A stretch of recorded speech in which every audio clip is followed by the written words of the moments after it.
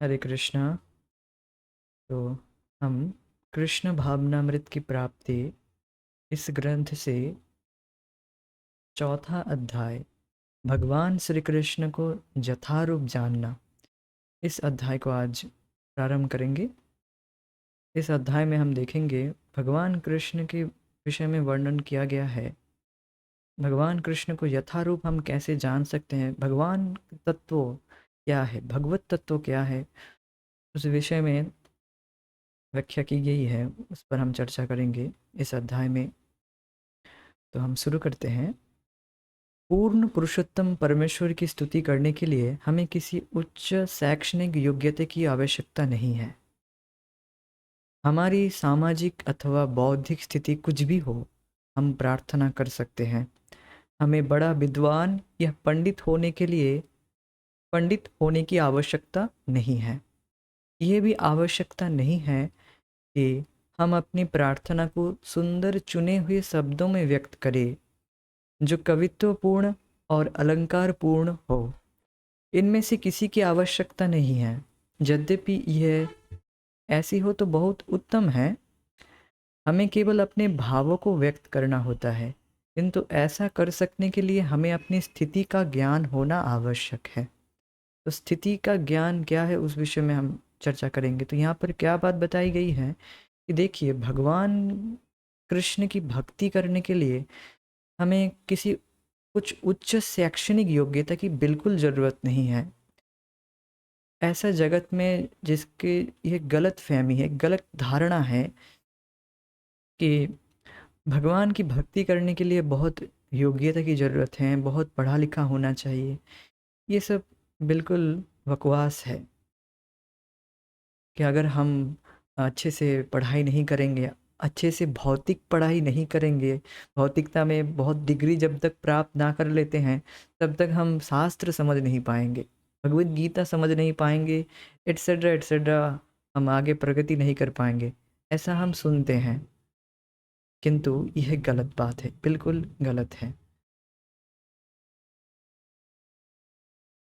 भगवान कृष्ण की भक्ति करने के लिए, उनसे प्रार्थना करने के लिए, स्तुति करने के लिए, उनके विषय में बोलने के लिए बस केवल इच्छा होनी चाहिए। व्यक्ति की बस इच्छा होनी चाहिए। भगवान की भक्ति में एक ही योग्यता है कि वह उसकी श्रद्धा हो। भगवत विषयक जो ग्रंथ हैं उसमें श्रद्धा हो, बस इतना चाहिए। बस उसकी श्रद्धा होनी चाहिए भगवत गीता पर और श्रीमद् भागवतम पर। भगवान के वचनों पर श्रद्धा होनी चाहिए। इतना बस योग्यता की ज़रूरत है। आगे भक्ति देवी ही सारे गुण अपने आप प्रकट कर लेती है। भक्त में अपने आप ही सारे गुण प्रकट हो जाते हैं। इसके लिए ये गलत धारणा है कि हमें बहुत पढ़ा लिखा होने की ज़रूरत है, तब जाकर हम शास्त्र समझ पाएंगे। ये बिल्कुल गलत धारणा है। इसलिए श्रील प्रभुपाद जी यहाँ पर बता रहे हैं कि उच्च शैक्षणिक योग्यता की आवश्यकता नहीं है पूर्ण पुरुषोत्तम की स्तुति करने के लिए। परम पूज्य राधानाथ स्वामी महाराज भी कहते हैं कि हम अगर संस्कृत में श्लोकों को नहीं बोल पा रहे हैं, तो हम उन श्लोकों को समझकर, भक्तों से सुनकर, अवश्य ही भक्तों से सुनकर और प्रामाणिक शास्त्रों से सुनकर, भक्तों से सुनकर, फिर हम अपने लैंग्वेज में, अपने भाषा में उन प्रार्थनाओं को, भगवान को व्यक्त कर सकते हैं, बिल्कुल व्यक्त कर सकते हैं। ऐसी कोई अ, बात नहीं है कि आपको संस्कृत श्लोक ही यथारूप बोलना होगा, कोट करना होगा। आप अगर नहीं कर पा रहे तो कोई दिक्कत नहीं है। ये हो तो बहुत अच्छी बात है, किंतु ऐसा नहीं है तो कोई दिक्कत नहीं है। आप अपने मातृभाषा में उसे समझकर, ऐसा नहीं कि शास्त्र को छोड़कर अपने भावुकता को प्रकट करना, ये भावुकता होगी। शास्त्र से सुनकर, गुरु से सुनकर, उन्हें अपने भाषा में, अपने मातृभाषा में भगवान को आप व्यक्त कर सकते हैं। दूसरों को आप बोल सकते हैं भगवान कैसे हैं, भगवान कितने सुंदर हैं, आप व्यक्त कर सकते हैं अपने भाषा में। इसमें कोई दिक्कत नहीं है। आप संस्कृत श्लोक कोट नहीं कर पा रहे हैं तो कोई दिक्कत नहीं है। ये बात बताई जा रही है। अब यहाँ पर प्रभुपाद जी क्या बता रहे हैं यहाँ पर कि अपने स्थिति का ज्ञान होना आवश्यक है, तभी हम अम, अपने हम अपने भावों को व्यक्त करना होता है, किंतु ऐसा कर सकने के लिए हमें अपनी स्थिति का ज्ञान होना आवश्यक है।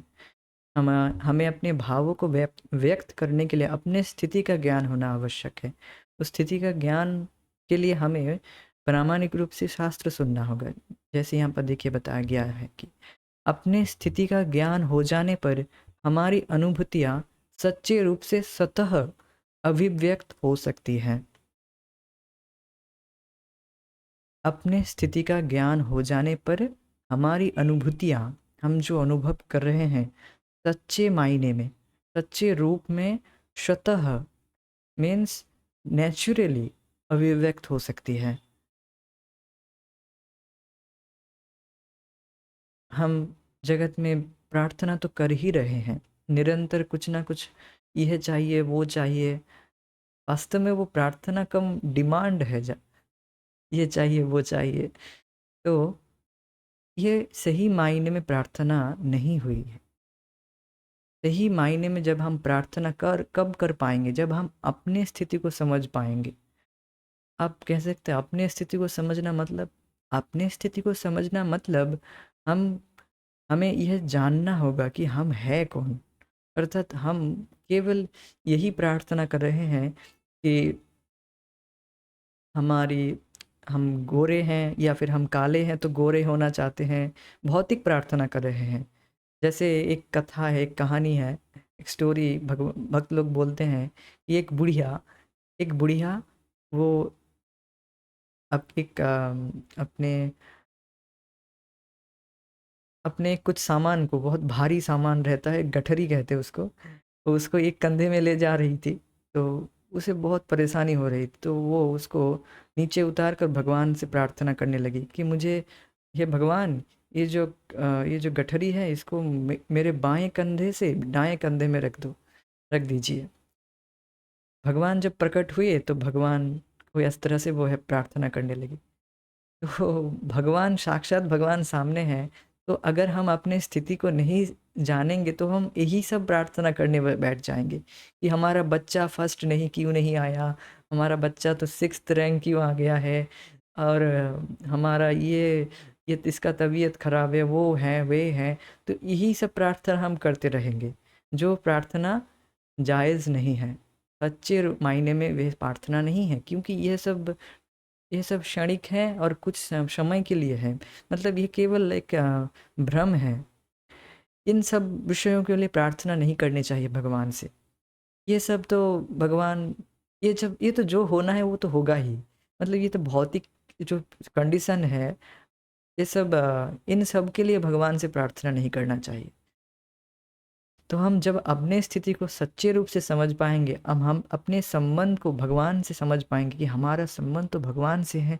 हमें तो अपना संबंध जागृत करना चाहिए, इन झूठे संबंध में नहीं पड़ना चाहिए। झूठे इस मायावी जगत में, इस माया रूपी जगत में हमें नहीं रहना, जो कि निरंतर परिवर्तित हो रहा है। कौन चाहेगा कि बार बार जो चीज़ परिवर्तित हो, हर क्षण क्षण परिवर्तित होता है, वो उस जगत में क्या कोई रहना चाहेगा? या फिर एक भौतिक शरीर में, जिस शरीर में भी है वह भी क्षण क्षण परिवर्तित हो रहा है। तो आप देख सकते हैं कि कुछ भी परमानेंट नहीं है, और हम चाहते हैं कि हर कुछ हमें परमानेंट मिले। एवरीथिंग, हम सब कुछ चाहते हैं कि वो शाश्वत रूप से रहे, परमानेंट रहे, किंतु हमें मिल कहाँ रहा है? हर कुछ, सब कुछ परिवर्तित हो रहा है। तो आप देख सकते हैं कि ये सच्चे रूप से ये जगत में हम कुछ चाहेंगे, कुछ पावर पोजीशन जो भी चाहेंगे वह सब टेम्पररी है। तो उन सब वस्तुओं को मांगने में कोई फ़ायदा नहीं है। व्यक्ति को वास्तविक रूप से भगवान से क्या प्रार्थना करनी चाहिए, वो हम जब हम शास्त्र श्रवण करेंगे तब हम अब सच्चे मायने में हमें पता चलेगा। और ऐसा नहीं कि बस थ्योरी थ्योरी है, यह हमें अनुभव भी होगा। Excuse me.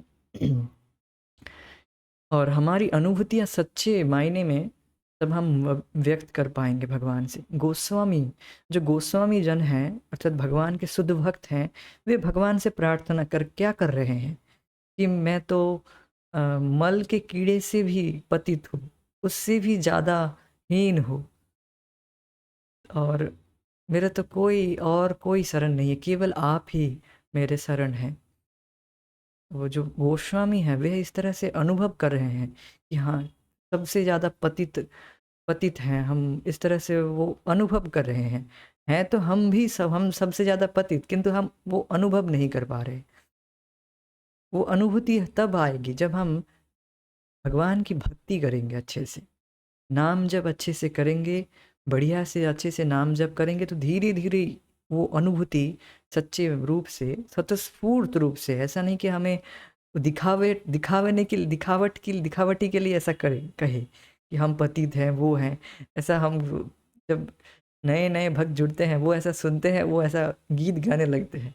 ठीक है, ये सही है, किंतु हमें ऐसा नहीं केवल आर्टिफिशियली इनको बस तोते की तरह बोलना है, ऐसा नहीं, वो अनुभव भी होगा। अभी अनुभव नहीं हो रहा है तो ठीक है, अब जैसे ही आप हैं वैसे ही आप वैसे ही आप भगवान की भक्ति करते रहिए, प्रगति करेंगे।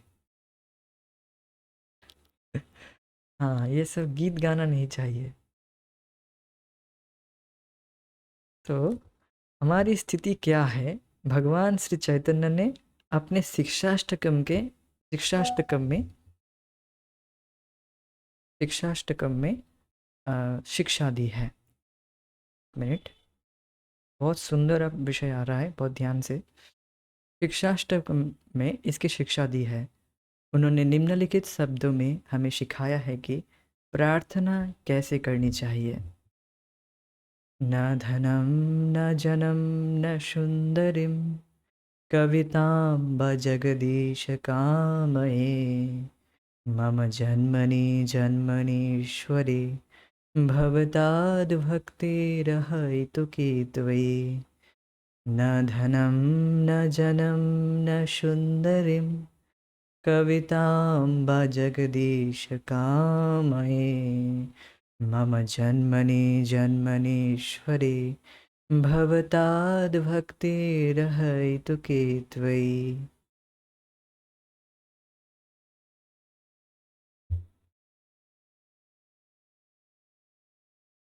न धनम न जनम न सुंदरीम कवितां वा। नहीं, धन नहीं चाहिए, फॉलोअर्स, फैन फॉलोअर्स नहीं चाहिए, न सुंदरीम, ना तो सुंदर स्त्री चाहिए, ना तो कविताम, कविताम का अर्थ है कि ना तो बहुत पांडित्य चाहिए, ये सब कुछ नहीं चाहिए।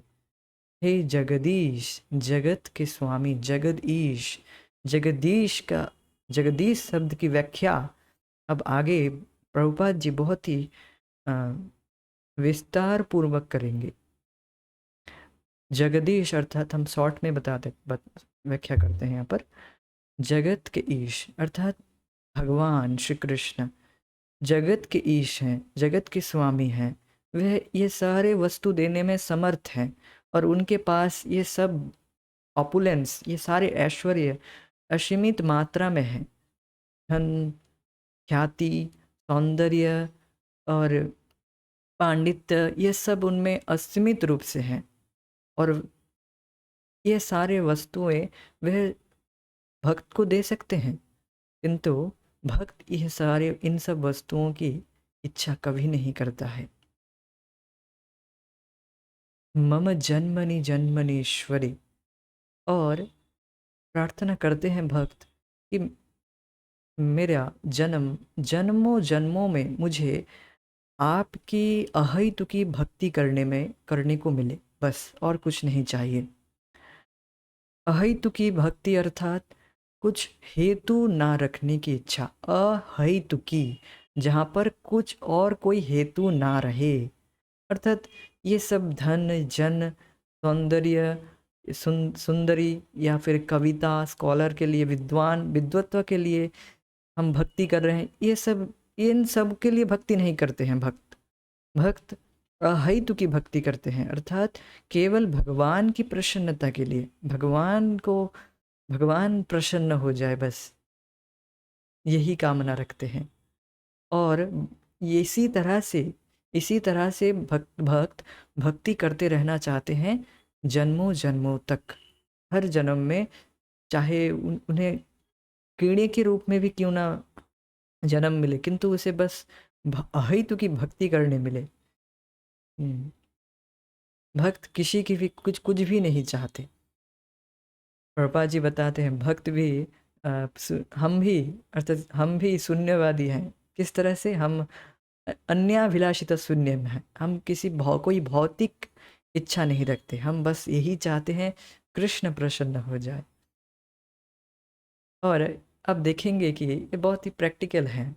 अगर व्यक्ति इस तरह से धन जन सुंदरी कविता ये सब की इच्छा नहीं करता है, अब देखेंगे you can feel a chill, मतलब एक चिल सा फील करेंगे, अरे कुछ नहीं चाहिए, बस ये सब चाहिए ही नहीं हमको। तो व्यक्ति बहुत चिल रहेगा, मतलब बिंदास रहेगा, कुछ नहीं चाहिए ये सब, बस भगवान की भक्ति चाहिए। कविता का क्या है? कविता मतलब स्कॉलर्स, मतलब विद्वत्व, पांडित्य। ये पांडित्य बहुतों को बहुत चाहिए होती है, पांडित्य। और यह जन्म मीन्स ख्याति, फॉलोअर्स।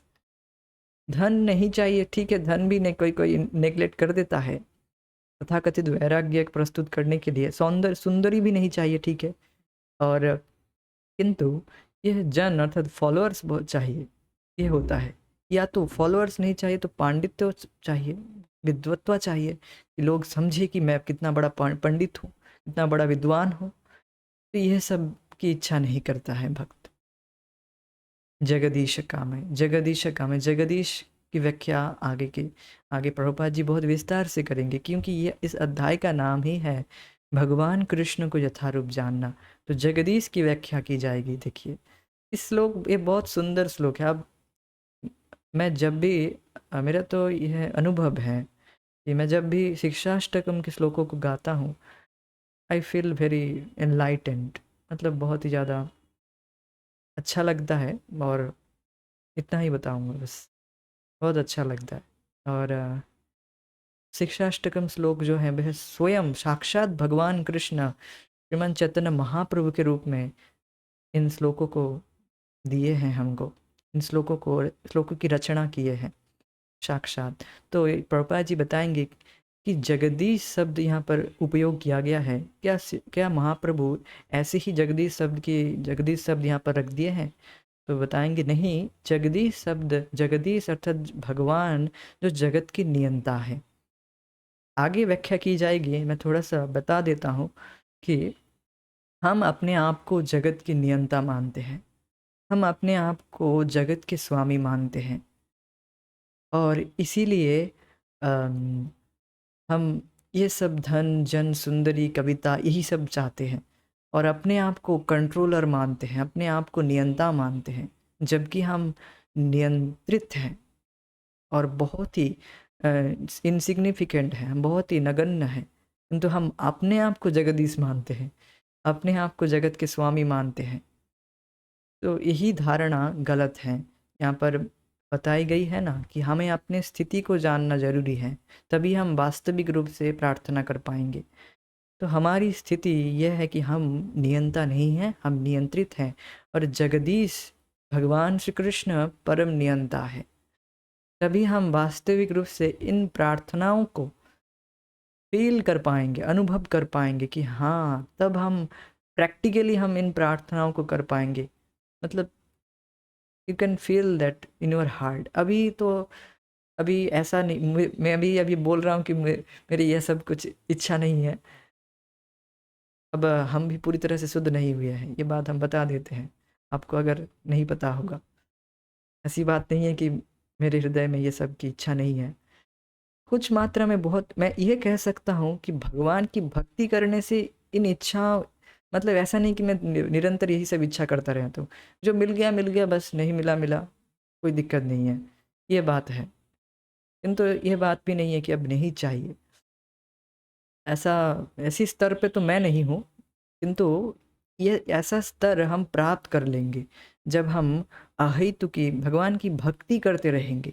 तब हम ये फ़ील भी करेंगे, तब हम वास्तविक रूप से इन प्रार्थनाओं को अनुभव कर पाएँगे और हम सच्चे रूप से सच्चे स्वतःस्फूर्त रूप से, यहाँ पर एक बात बताई गई है, देखिए बहुत महत्वपूर्ण है। तब हमारी अनुभूतियाँ सच्चे रूप से स्वतः अभिव्यक्त हो सकती है। तब हम स्वतःस्फूर्त रूप से मीन्स स्पॉन्टेनियसली स्वतःस्फूर्त रूप से हम अभिव्यक्त कर सकते हैं। हाँ। यस, अभी धन की इच्छा है और ये सब भगवान की सेवा के लिए यद्यपि इच्छा है, किंतु अब जो गोस्वामी गण हैं उनको ये सब की इच्छा नहीं है। हम्म, तो ठीक है। तो ये हम स्वतःस्फूर्त रूप से जब हम अपने स्थिति को जान पाएंगे, कब जान पाएंगे अपने स्थिति को अनुभव कर पाएंगे, कब? जब हम अच्छे से भगवान की निरंतर अनुदिनम डेली भगवान का भजन करेंगे, डेली करेंगे।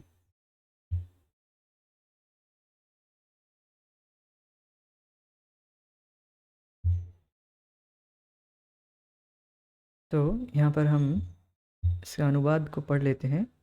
तो हे सर्वसमर्थ जगदीश, मुझे धन एकत्र करने की कोई कामना नहीं है, ना ही मैं अनुयायियों, सुंदर स्त्रियों अथवा प्रशंसनीय काव्यों का इच्छुक हूँ। मेरी तो एकमात्र यही कामना है कि जन्म जन्मांतर में आपकी अहेतुकी भक्ति कर सकूं। इस प्रार्थना में जगदीश शब्द का अर्थ है जगत के स्वामी। अब प्रभुपाद जी जगदीश शब्द की व्याख्या करेंगे यहाँ पर। देखिए, जगत का अर्थ है ब्रह्मांड और ईश का अर्थ है श्री भगवान। हम हिंदू, मुसलमान, ईसाई या कोई भी क्यों ना हो, हमें यह स्वीकार करना चाहिए कि इस ब्रह्मांड का कोई परम नियंता है। कोई भी व्यक्ति जो भगवान में विश्वास रखता है इस तथ्य से इनकार नहीं कर सकता कि इस जगत का कोई ना कोई नियंता है, चाहे वह किसी भी धर्म से क्यों ना हो, किसी भी रिलीजियन से क्यों ना हो, हिंदू, मुसलमान, ईसाई, किसी भी रिलीजन से क्यों ना हो, उसे यह स्वीकार करना ही होगा कि इस जगत का कोई ना कोई नियंता है। हमारा अटल विश्वास यह होना चाहिए कि हमारे परमपिता अखिल जगत के स्वामी जगदीश हैं। केवल जगदीश ही नियंता है, शेष सब नियंत्रित हैं। यही बात रियलाइज़ करना, इस बात तो हम सुन रहे हैं यहाँ पर, किंतु ये इसको रियलाइज़ करना हमारा कर्तव्य है, वो हमारा काम है। बाई डूइंग भक्ति, बाई चैंटिंग हरे कृष्णा महामंत्र सिंसियरली, बाई हियरिंग कृष्ण कथा डेली, तब हम अपने स्थिति को सच्चे रूप से जान पाएंगे और हम अपनी स्थिति की बोध रहेगी। कि हम हैं तो नियंत्रित, किंतु हम मान रहे हैं कि हम नियंता, और इसीलिए हम हर वस्तु को अपने हिसाब से चलाना चाहते हैं। तब हम दुख भोगते हैं, किंतु क्यों क्यों दुख भोगते हैं? क्योंकि हम नियंत्रित हैं और होने का प्रयास कर रहे हैं आर्टिफिशियली नियंता। तथापि अनिश्वरवादी लोग यह शब्द पसंद नहीं करते, क्योंकि वे यह मानना पसंद करते हैं कि वे खुद ही नियंता है, किंतु वस्तुतः तथ्य ये नहीं है। तो जो अनिश्वरवादी लोग हैं, अर्थात जो नास्तिक हैं, वे भगवान के विषय में सुनना पसंद नहीं करते। जब भी आप उनको उनके सामने भगवान के विषय में कुछ कहेंगे, वो तुरंत वहीं पर कुछ और विषय शुरू कर देंगे, या फिर वो आपको चुप करा देंगे। अरे तुम चुप रहो, ये सब भगवान भगवान की बात हमसे मत कहो, हम इन पर कोई विश्वास नहीं रखते हैं, भगवान भगवान कुछ नहीं होता है, सब तुम्हारा ये मन का भ्रम है केवल। इस तरह से बताएंगे। क्यों उनका ऐसा, उनका पूर्व जन्म में इतना पाप किए हैं, इतना पाप कर्म में प्रवृत्त हुए हैं, उनका विश्वास ही भगवान से उठ गया है और अपने आप को ही भगवान, अपने आप को ही कंट्रोलर मानने लगे हैं।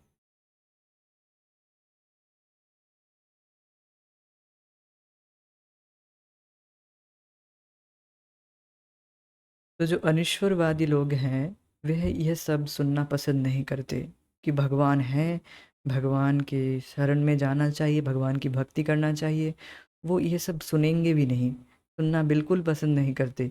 क्यों नहीं करते?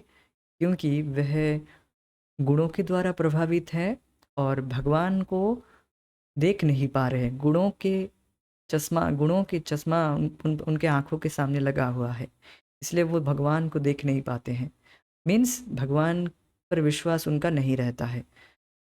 और भी कारण प्रभुपाद जी बताएँगे कि अगर उनके सामने यह अगर वह ये स्वीकार कर लेंगे कि भगवान हैं, फिर उनको नियम पालन करना पड़ेगा। जैसे भारत भारत में रहने के लिए हमें कुछ नियम पालन करना ही पड़ता है। ट्रैफ़िक रूल्स फ़ॉलो करना पड़ता है और भी जो रूल्स वग़ैरह है, जेंटलमैन रहना होगा, कोई बुरा काम नहीं करना है। तो ये सब व्यक्ति को करना होता है। मीन्स उसे भारत में रहने के लिए उसे रूल्स रेगुलेशन फ़ॉलो करना पड़ता है। वैसे ही अगर व्यक्ति भगवान की सत्ता को स्वीकार कर लेगा, तो उसे यह मानना पड़ेगा कि अरे! भगवान है, फिर मैं पाप कर्म कैसे करूँ? वो डरेगा। अनिश्वरवादी वो पाप कर्म करना चाहता है, इसलिए वो भगवान को नहीं मानता है। समझ रहे हैं? अनिश्वरवादी अर्थात नास्तिक भगवान को क्यों नहीं मानते? क्योंकि वो वही पाप कर्म वही जो पाप कर्म है, आप जानते हैं, वो उसी कार्य में वो लिप्त रहना चाहते हैं बस। उसको बंद नहीं करना चाहते हैं। कभी-कभी आप देखेंगे जो कुछ-कुछ चोर उचक्के हैं, वो छाती फुला के घूमते हैं कभी-कभी। अरे हम पुलिस वालों को किसी को नहीं मानते, हम तो अपने अपने गली के शेर हैं। तो ज्यों ही पुलिस वाला कभी अचानक उसके उसके क्षेत्र में आ गया, वो तुरंत भागता है, तुरंत वहाँ से भाग जाता है। क्यों? क्योंकि उसे डर है। तो वैसे ही उसे उसे डर है कि अब कुछ नियम पालन करने पड़ेंगे, मीन्स अब तो मुझे ठीक से रहना पड़ेगा। ये सब वो नियम पालन नहीं करना चाहता है। बद्धजीव का यही कंडीशनिंग है। वो कुछ नियम नहीं पालन करना चाहता है, बद्धजीव। और जो पूरी तरह से नास्तिक है, अर्थात पूरी तरह से कंडीशन सोल हैं, वो भगवान के अस्तित्व को नहीं स्वीकार करता है। भगवान के अस्तित्व को क्यों नहीं स्वीकार करता है? पहले तो गुणों के प्रभावित हैं, दूसरा कारण है कोई नियम पालन गुणों के प्रभावित होने के वजह से अपने आप को नियंता मानता है और किसी की बात सुनना नहीं चाहता है, कुछ नियम पालन नहीं करना चाहता है। तो देखिए तो इस भौतिक जगत में सभी जीव भौतिक प्रकृति के 3 गुणों सतोगुण, रजोगुण और तमोगुण के अधीन हैं, किंतु भगवान इन 3 गुणों से ऊपर हैं। त्रिभिर्गुणमैर्भावैर्एभिः सर्वम् इदं जगत् मोहितं नाभिजानाति मामेभ्यः परमव्ययम्। त्रिभिर्गुणमैर्भावैर्एभिः सर्वम् इदं जगत् मोहितं नाभिजानाति मामेभ्यः परमव्ययम्। अब भगवान बता रहे हैं कि कौन कौन लोग मुझे नहीं जान पाते हैं। तो त्रिभिर्गुणमैर्भावैर् 3 गुणों के एक्सचेंजेस के वजह से, 3 गुणों के प्रभाव के वजह से, प्रकृति के 3 गुण हैं सत्वगुण, रजोगुण और तमोगुण। इन गुण को रस्सी से तुलना की गई है। जैसे रस्सी से व्यक्ति को अगर बांध दिया जाए वो हिल-डुल नहीं सकता है, वैसे ही इन 3 रस्सी अगर एक रस्सी से बांध दिया जाए, अब सोचिए 3 रस्सी को इस तरह से बाइंड करके उसे अगर मोटा एक रथ अब जब रथ यात्रा होता है तब देखेंगे कि मोटी रस्सी होती है। तो उस तरह से उससे भी मोटी। और अब तो माया के पास तो कॉम्बिनेशन, उसके पास सतोगुण रजोगुण को मिक्सचर करना, उसके पास तो उन बहुत सारे कॉम्बिनेशन हैं। हम कितने कॉम्बिनेशन बना पाएंगे? ज़्यादा नहीं। उनके पास उस माया के पास असंख्य अनलिमिटेड तरीका है हमें बांधने के लिए। तो हम इस तरह से हर जीव बंधा हुआ है, विमोहित है। मोहित होने का अर्थ है अपने स्वरूप का ज्ञान। हम अपने आप को भूल जाते हैं कि हम भगवान के दास हैं, हम नियंता नहीं है, हम नियंत्रित हैं, ये भूल जाते हैं। और ये गुणों के प्रभाव से होता है। विमोहित का अर्थ है विशेष रूप से मोहित हो जाना, अर्थात अच्छे से बिल्कुल मोहित हैं हम। जहाँ पर बिल्कुल सुख नहीं है वहीं पर सुख ढूंढ रहे हैं। ये है विमोहित होने का लक्षण है। तो जगत इन गुणों से परे, तो इन 3 गुणों के प्रभाव की वजह से पूरा जगत मोहित है। तो इसीलिए भगवान बता रहे ना भी अभी जानाति मामेभ्य परम अव्ययम। इसीलिए कोई भी मुझे अभी तक नहीं जानते, अच्छे से नहीं जानते हैं। अभी जानाति मतलब अच्छे से नहीं जानते, मतलब बिल्कुल नहीं जानते। मामेभ्यम परम अव्ययम, मैं अविनाशी हूँ, मुझ अविनाशी को नहीं जानते। समझ रहे हैं लोग? प्रकृति के 3 गुण और सतोगुण, रजोगुण और तमोगुण द्वारा विमोहित ये सारा जगत इन गुणों से परे मुझ अविनाशी को नहीं जानता। ये श्लोक क्यों कोट किया गया है समझ रहे हैं? क्योंकि अनिश्वरवादी तथा बद्ध जीव, सारे बद्ध जीव भौतिक जगत में जो भी हम सभी इन गुणों के द्वारा प्रभावित हैं। कभी सोचना नहीं चाहिए जो भक्त अभी साधना कर रहा है वह पूरी तरह से गुणों के परे हो गया है। हमें यह एक्सपेक्ट नहीं करना चाहिए कि वो तो अब पूरी तरह से शुद्ध हो गया है, हमें इस तरह से व्यक्ति कैसे कह दिया। ये सोचना नहीं चाहिए। अभी जो साधक है वह अभी गुणों से संघर्ष कर रहा है, बहुत जल्दी वह गुणों के परे हो जाएगा। वी शुड टॉलरेट, हमें सहन करना चाहिए भक्तों को जो अभी साधना में लगे हैं, और वी शुड एप्रिसिएट, बहुत प्रशंसा करनी चाहिए। अरे पूरा जगत तो विमोहित हुआ पड़ा है, ये के और ये व्यक्ति तो अब प्रयास कर रहा है इस गुणों के परे जाने का। ये तो बहुत महान कार्य है, जहाँ पर पूरा जगत विमोहित रहने में ही सुख मान रहा है, और जहाँ व्यक्ति माया से संग्राम कर रहा है, तो ये बहुत बड़ा कार्य हुआ ना। जैसे ये तो सबसे बड़ा कार्य है। जैसे व्यक्ति हम बहुत ज़्यादा सम्मान करते हैं जो डिफेंस में जाते हैं, जो डिफेंस में जाते हैं उनका बहुत सम्मान करते हैं, क्योंकि हमारे रातों का नींद, और वास्तव में सम्मानीय भी है, वह अपने नींद को बंद करके हमारी नींद हम अच्छे से सो पाए, इसलिए वह हमारी रक्षा करते हैं बॉर्डर में। तो उसी तरह से भक्त लोग, जो साधक है, जो प्रचारक है, वह अपनी प्रभा को छोड़कर अप वह माया से युद्ध करने में लग गए हैं, प्रचार कार्य में लग गए हैं, दूसरे व्यक्तियों को माया से बचाने के लिए। तो ये उन वह भी तो सबसे ज़्यादा सम्मानीय होंगे। माया से युद्ध करना ऐसे गोलियों से युद्ध करना से जैसा नहीं है।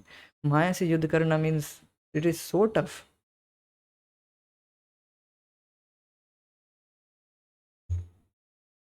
क्या प्रश्न है, देख लेता हूँ।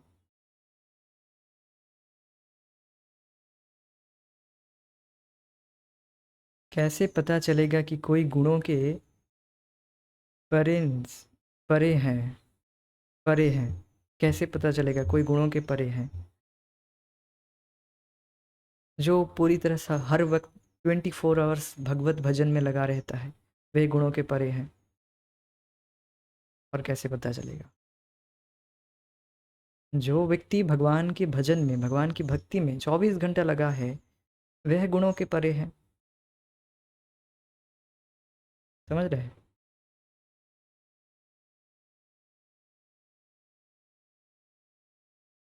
ब्रह्म संहिता भी हमें परम ईश्वर जगदीश की जानकारी देती है। जगदीश की व्याख्या हो रही है जगदीश शब्द की। देखिए, ब्रह्म संहिता भी हमें परम ईश्वर जगदीश की जानकारी देती है। उक्त रचना में ब्रह्मा जी कहते हैं, ईश्वर परम कृष्ण, अर्थात स्वयं भगवान श्री कृष्ण ही सर्वोच्च नियंता है। ईश्वर शब्द का अर्थ है नियंता, और परमः शब्द का अर्थ है सर्वोच्च। हम सभी किसी एक सीमा तक नियंता है। यदि हमारे पास नियंत्रित करने के लिए कुछ नहीं होता है, उस विषय में जाने से पहले कुछ बात मैं कहना चाहूँगा कि हम सभी किसी एक सीमा तक नियंता है। हम किसी एक सीमा तक नियंता है, ये बात सही है कि हम भी ईश्वर है, किंतु परम ईश्वर नहीं है। समझ रहे हैं? हम भी ईश्वर हैं किसी एक सीमा तक, किसी एक लिमिट तक हम ईश्वर हैं। जैसे जब जब हम ऑफिस में जाते हैं तो ऑफिस के जो बॉस होते हैं वे हमारे नियंता हो जाते हैं। और जब हम घर में आ जाते हैं तो घर पर हम नियंता हो गए। अ, देख सकते हैं कि एक सीमा है, एक पर्टिकुलर सीमा में हम नियंता है, ईश्वर है। तो आप देख सकते हैं कि हम भी नियंता हैं, किंतु एक सीमा तक। भगवान परम नियंता है, उनकी कोई सीमा नहीं है। वह पूरे जगत के स्वामी हैं, पूरे जगत के नियंता है। तो प्रभुपाद जी बहुत सुंदर तरीके से समझा रहे हैं कि आप अपने घर के नियंता हो सकते हैं और भगवान पूरे जगत के नियंता नहीं हो सकते हैं। बस बस भगवान जगत के नियंता नहीं हो सकते हैं। आप अपने घर के नियंता हो सकते हैं और भगवान जगत के नियंता नहीं हो सकते हैं। जगत अपने आप प्रकट हो गया है। जगत ऐसे कुछ विस्फोरण से, कुछ विस्फोट से प्रकट हो गया है। ये तो स्टुपिडिटी होगी ना। हर किसी वस्तु का, हर सिचुएशन का एक नियंता है। आप देखेंगे तो बस इस जगत का कोई नियंता नहीं है, आप यही कहना चाहते हैं। तो ऐसी बात नहीं है। भगवान परम नियंता है, इसीलिए यहाँ पर यह श्लोक कोट किया गया है। ईश्वर परम कृष्ण सच्चिदानंद विग्रह अनादिर आदिर गोविंद सर्व कारण कारणकम। तो यदि हमारे पास नियंत्रित करने के लिए कुछ नहीं होता है तो कभी कभी हम कोई कुत्ता या बिल्ली रख लेते हैं, जिससे हम कह सकते हैं प्यारे कुत्ते यहाँ आओ। इस प्रकार हम सोच सकते हैं मैं नियंता हूँ। लेकिन कभी कभी स्थिति उल्टी हो जाती है और हम पाते हैं कि कुत्ता ही स्वामी का नियंत्रण कर रहा है। तो यहाँ पर देख सकते हैं कि कुत्ता स्वामी को खींच के ले जा रहा है। तो ऐसा इसलिए होता है, वस्तुतः कोई भी नियंता नहीं है, सब नियंत्रित है। तो आप देखेंगे ये तो बिल्कुल दृष्ट है। व्यक्ति के पास अगर किसी को नियंत्रण करने के लिए नहीं है तो वो कुत्ता पाल लेता है या बिल्ली पाल लेता है और उसे ही उसको पाल कर वो सोचता है कि अरे मैं इसका नियंता बन गया, मैं मास्टर बन गया। कुत्ता कुत्ता अब मेरा सर्वेंट है। कुत्ता अब कुत्ता को जैसा बताऊंगा वो ऐसा करेगा। ऊपर नाचो तो नाचेगा, ऐसा नहीं करता है। देखा जाता है कि वो कुत्ते का दास बन जाता है, कुत्ता दास बन जाता है। अमेरिका में ऐसा होता है कि जब कुत्ता जब पॉटी कर देता है तो उसके पॉटी को आपको ही उठाना पड़ेगा, उस व्यक्ति को ही उठाना पड़ेगा, उसके मालिक को उठाना पड़ेगा। तो हो गया ना वो कुत्ता दास। तो प्रभु जी भी बता रहे थे कि अ, व्यक्ति अपने माँ बाप के पॉटी को, अपने माँ बाप की सेवा इस तरह से नहीं करता है जितना कि कुत्ते की सेवा करता है। तो इतना दुर्दशा हो गया है व्यक्तियों जगत में लोगों का कि लोग कुत्तों का कुत्ता दास बन जाता है। तो ऐसा महाराज कहते हैं कि if you don't serve God then you have to serve dog. बात तो यह है, अगर हम भगवान की सेवा नहीं करेंगे तो हमें किसी और की, किसी अर्थात माया की सेवा करनी पड़ेगी। तो ऐसा इसलिए ऐसा क्यों होता है? क्योंकि हम नियंता नहीं हैं, हम केवल आर्टिफिशियली अपने आप को नियंता मान रहे हैं। हम अ, हर किसी स्थिति को, हर परिस्थिति को नियंत्रण करना चाहते हैं, हर परिस्थिति को। और हम जब वो नियंत्रित नहीं होता है तब हम फ्रस्ट्रेट हो जाते हैं, अरे ये हमारी बात क्यों नहीं सुनता है। तो भगवान आपको शिक्षा देना चाहते हैं कि आप नियंता नहीं हो, इसीलिए वो व्यक्ति आपकी बात नहीं सुन रहा है। जो भी व्यक्ति है आपकी बात नहीं सुन रहा है, फिर आप समझ लीजिए कि आप नियंता नहीं है, भगवान पर छोड़ दीजिए। तो दुर्भाग्य से हम इस स्थिति को भूल जाते हैं और यही विस्मृति माया कहलाती है। कौन सी विस्मृति? कि हम नियंता नहीं हैं, हम नियंत्रित हैं। We are not controller, we are controlled. यही स्थिति, यही विस्मृति, जब हम भूल जाते हैं कि हम नियंता नहीं हैं तब हम माया में रहते हैं। तो समझ रहे हैं, माया में हम, तो यही विस्मृति माया कहलाती है। माया का अर्थ ही है कि जो नहीं है। क्या नहीं है? हम नियंता नहीं हैं। जब हम अपने आप को नियंता मानते हैं तो ये माया कहलाती है। माया मतलब ही है कि जो नहीं है, माया का अर्थ यह है। ये समझ रहे होंगे। तो इस ब्रह्मांड का कोई नियंता है, तो इस ब्रह्मांड का कोई नियंता है। इस बात को मानने से हम इनकार कर देते हैं, क्योंकि यदि हम नियंता को स्वीकार करेंगे तो हमें अपने पाप कर्मों का उसी प्रकार हिसाब देना होगा जैसे किसी शासन व्यवस्था को मान लेने पर हमें अपने अवैध कार्यों का हिसाब देना पड़ता है। हमारी स्थिति यह है कि हम अपने पाप पूर्ण कर्मों को जारी रखना चाहते हैं और इसलिए हम किसी नियंता के अस्तित्व को नहीं मानते। ये अनिश्वरवादी का अनिश्वरवादिता का यह आधारभूत सिद्धांत है। तो जो बात हमने पहले बताई थी कि अनिश्वरवादी इसीलिए भगवान को स्वीकार नहीं करना चाहते हैं क्योंकि वो अगर भगवान को मान लेंगे फिर उन्हें नियम पालन करने पड़ेंगे और वो नियम पालन करना नहीं चाहते हैं। पाप पूर्ण कर्मों में लिप्त रहना चाहते हैं बिना रोक टोक के। तो यही उनका सिद्धांत है, इसीलिए वो भगवान को मानना नहीं चाहते, जो नास्तिक है। ये तो बिल्कुल दृष्ट है। मैं तो जब भी किसी इस तरह से व्यक्तियों को प्रचार करता हूँ, पहले करता था और वैसा दृष्ट है देखता हूँ कि जो नास्तिक लोग हैं उनको अगर कहा जाए आप ये छोड़ दीजिए वो छोड़ दीजिए, वो तुरंत बिल्कुल बिल्कुल तिलमिला जाएंगे। कैसे छोड़ दे, खाने वाली ये वस्तु खाने वाली है, कैसे हम इसे खाना छोड़ दें, ये खाना है। और तरह तरह के वो कुछ अजूहात कहते हैं जिसे, और तरह तरह के बहाना देंगे। और उनका मतलब वो करना चाहते, वो पाप कर्म में लिप्त रहना चाहते हैं, यही बस उनका। और इसीलिए वो भगवान के अस्तित्व को अस्वीकार करते हैं। वर्तमान प्रचार की ईश्वर मृत है इतना व्यापक इसलिए हो गया है कि लोग बिना रोक टोक धूर्त और खल बने रहना चाहते हैं। तो समझ रहे हैं कि वर्तमान जगत में लोग भगवान के अस्तित्व को क्यों स्वीकार करना नहीं चाहते, क्योंकि वो इसी जगत में पाप कर्म में ही लिप्त रहना चाहते हैं, बिना रोक टोक के धूर्त और खल बने रहना चाहते हैं।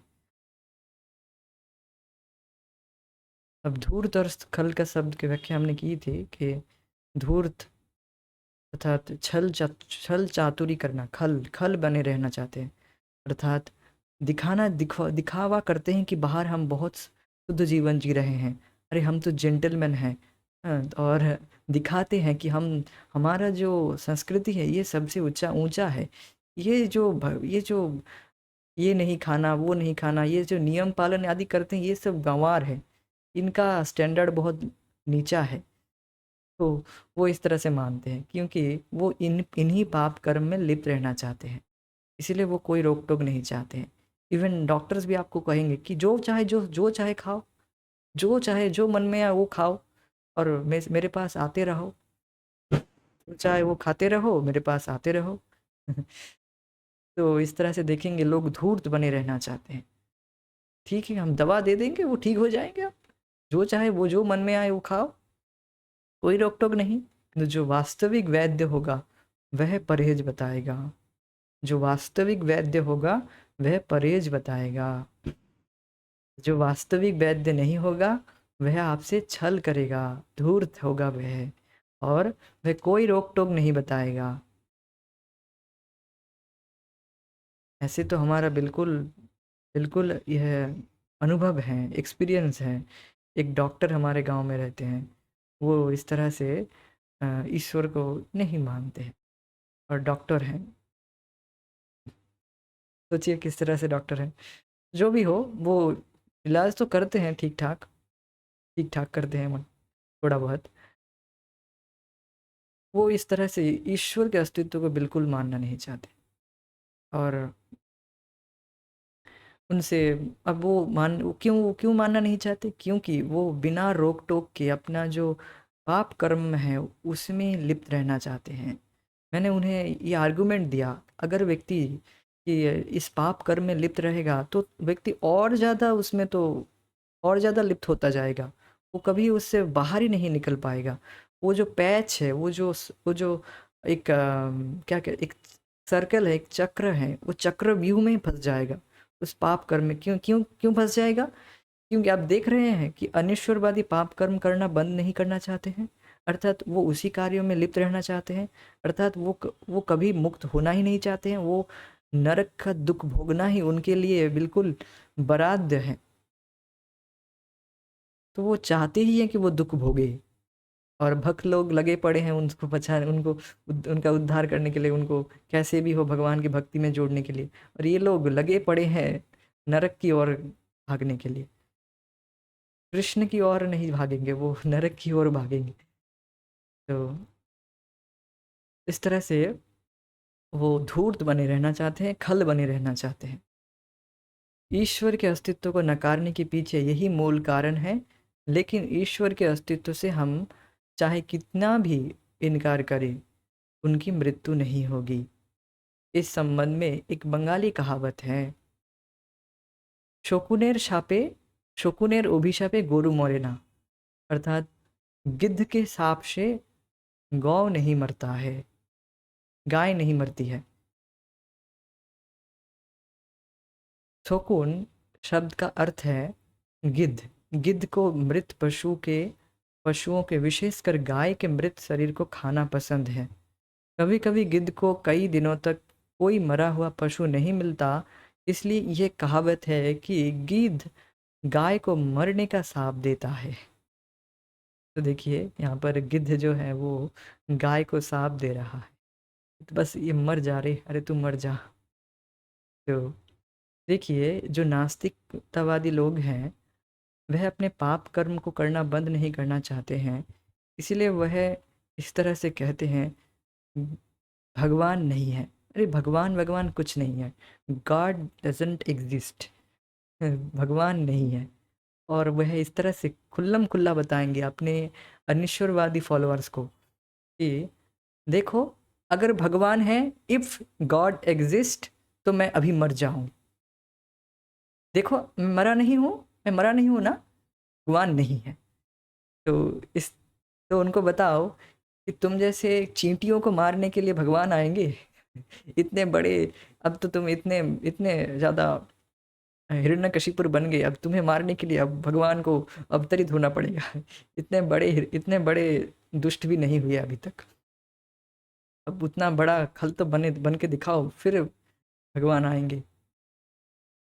तो इतने नगण्य है, इतने इनसिग्निफिकेंट व्यक्ति, चींटी जैसा व्यक्ति अगर कहे कि अगर चींटी हल्ला करने लगे, मनुष्य है ही नहीं, हम नहीं मानते मनुष्य है, अरे हम नहीं मानते, इतने इतने समय अगर कोई कुल्ला कर दे उन पर, अरे उन दूसरे दिन ही खबर आएगा कि अरे बाढ़ आ गया, हम सब बह गए।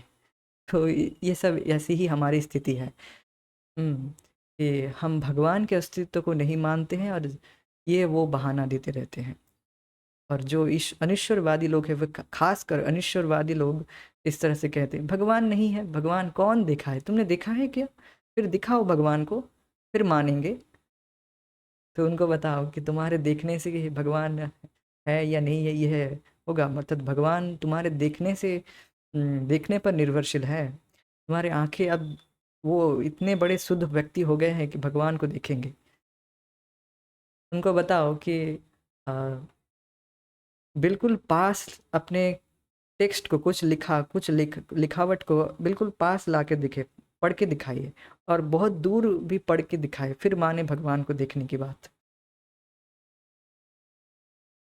अर्थात हम ना तो बहुत पास देख सकते हैं, ना तो बहुत दूर देख सकते हैं। हमारी क्षमता ही क्या है, मीन्स हमारी इंद्रियां अपूर्ण है। हम इन अपूर्ण इंद्रियों से भगवान को कैसे देख सकते हैं, कैसे अनुभव कर सकते हैं? तो इस तरह से बोलते हैं लोग। तो ये सब अनिश्वरवादी लोग हैं जो बस बहाना देते रहते हैं और भगवान के अस्तित्व को मानना नहीं चाहते। क्यों? बस क्योंकि वो पाप कर्म में लिप्त रहना चाहते हैं। जैसे यहाँ पर वो जो गिद्ध है, वो उसे जब खाना नहीं मिलता है, उसे जब कुछ नहीं मिलता है, तो वो कहता है अरे ये गाय मरती क्यों नहीं, अरे तू मर जा। इस तरह से अनिश्वरवादी कहता है कि ईश्वर मृत है, ईश्वर नहीं है। तो उनके कहने से क्या ईश्वर मर जाएंगे, भगवान मर जाएंगे? नहीं। जैसे कि गिद्ध के साप देने से क्या गाय मर जाएगी? नहीं मरेगी। जितना साप दे दे वो पूरा दिन भर साप देते रहे, फिर भी गाय गाय का जो जब मरण है तब मरेगा, तब वह मरेगी। तो इसी तरह, और भगवान, इसे एक उदाहरण दिया गया है बस। अब भगवान तो कभी मरने वाले नहीं, भगवान भगवान है, वे तो शाश्वत है, जो उनको साप देने पर भी कुछ नहीं होगा, ये बात है। किंतु इसका अर्थ, तो ये स्पष्ट रूप से आप समझ रहे हैं, ये फोटो रखा गया है यहाँ पर, कि ये शकुन जो गिद्ध रूपी लोग हैं वो इस तरह से साप देते रहते हैं। किंतु इसका अर्थ ये नहीं है कि मात्र गिद्ध के साप से गाय मर ही जाएगी, गिद्ध का हित हो जाएगा, ऐसा नहीं होगा। दुर्जन तुष्ट न्याय के विषय में हम चर्चा करेंगे थोड़ी देर बाद। और गिद्ध का हित हो, ठीक इसी प्रकार यह अनिश्वरवादी गिद्ध ईश्वर को मरा हुआ देखना चाहते हैं, जिससे वे यह सोचकर प्रसन्न हो ले, अब ईश्वर तो मर चुका है, हम जो चाहे कर सकते हैं। God is dead, now we can do whatever we want. तो यह अनिश्वरवादी लोग जो हैं वो इस तरह से अपने पाप कर्म में लिप्त रहना चाहते हैं, इसलिए वो तरह तरह के बहाना देते रहते हैं। और परम पूज्य रामेश्वर महाराज वे कहते हैं, अच्छा ठीक है, तो फिर भगवान भगवान उनका ऐसा आर्गुमेंट है कि जो अनिश्वरवादी लोग हैं वो कहते हैं कि भगवान, अगर भगवान है, इफ़ डस गॉड एग्जिस्ट, अगर भगवान है फिर इस दुखमय जगत की सृष्टि क्यों किए हैं। तो महाराज कहते हैं ठीक है, हम मान लेते हैं कि यह जगत की सृष्टि भगवान ने दुखमय सृष्टि किए हैं, तो फिर हमें पहले यह मानना होगा कि भगवान है, फिर ना वह दुखमय फिर ना वह दुखमय जगत की सृष्टि किए हैं। पहले हमें यह मानना होगा ना कि भगवान है, फिर यह प्रश्न आएगा वह बुरी सृष्टि किए हैं या अच्छा भला जो भी सृष्टि किए हैं, फिर वो उस बात में आएंगे। तो इनका दुर्जनों को तुष्ट करने के लिए अगर हम ये मान भी ले, हाँ ठीक है भगवान ने दुखमय जगत की सृष्टि किया है, तो पहले हमें मानना होगा भगवान है। तो इसे कहते दुर्जन तुष्ट नहीं, दुर्जन लोग तुम सुखी हो जाओ, तुम तुष्ट हो जाओ, और ये मान तो फिर पहले हमें ये मानना होगा ना कि भगवान है।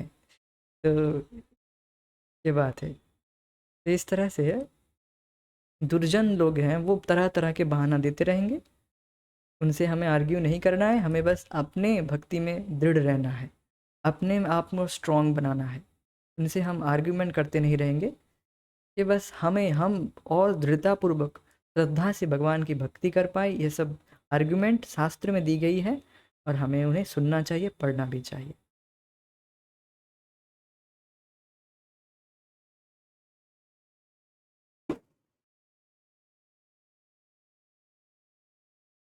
तो यहीं पर आज हम रुकेंगे, आगे की चर्चा हम आगे करेंगे।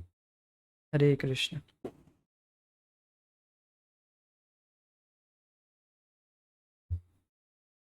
क्या प्रश्न है, कौन सा आर्गुमेंट? यही आर्गुमेंट है ना उनका कि भगवान मृत हैं, भगवान मर गए हैं, यही उनका आर्गुमेंट है। तो पहले तो महाराज एक आर्गुमेंट प्रस्तुत कर रहे थे कि अगर वो इस तरह से आर्गुमेंट देते हैं कि भगवान ने इस जगत की सृष्टि बहुत ही गलत, बहुत ही दुखमय जगत की सृष्टि की है, अर्थात वो कहते हैं कि अगर भगवान है, इफ़ गॉड एग्जिस्ट, तो इस दुखमय जगत की सृष्टि भगवान क्यों करेंगे। भगवान भगवान तो बहुत अच्छे हैं, बहुत ही सज्जन होंगे, तो वह इस दुखमय जगत की सृष्टि क्यों की है, तो फिर भगवान नहीं है। उनका ऐसा आर्ग्यूमेंट है। तो महाराज इस आर्ग्यूमेंट का खंडन ऐसे करते हैं कि तो फिर तुम्हें ये मानना होगा ना पहले कि भगवान है, फिर दुखमय जगत की सृष्टि किए हैं। समझ रहे? तो ये बात है। I hope you can understand now. So now we'll end this meeting. Hare Krishna. जय श्रील प्रभुपाद, निताय गौर प्रेमानंदी।